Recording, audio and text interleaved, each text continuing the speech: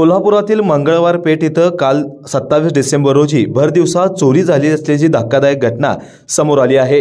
ही चोरी मुकुंद कुलकर्णी म्हसवेकर यांच्या घरी घडली असून या चोरी करणाऱ्या महिलेने घरातील दागदागिने तसेच चेकबुक, पैसे असणारी पर्स फरार केली असल्याची घटना सीसीटीव्ही मध्ये कैद झाली आहे। स्थानिकांनी दिलेल्या माहितीनुसार ऐवज चोरणाऱ्या महिलेने मुकुंद कुलकर्णी म्हसवेकर यांच्या घरात दुपारी 3 वाजण्याच्या सुमारास पुढील दरवाजा उघडत प्रवेश केला। यानंतर रक्कम आणि दागिने असलेली पर्स घेत घरातून बाहेर पळ काढला।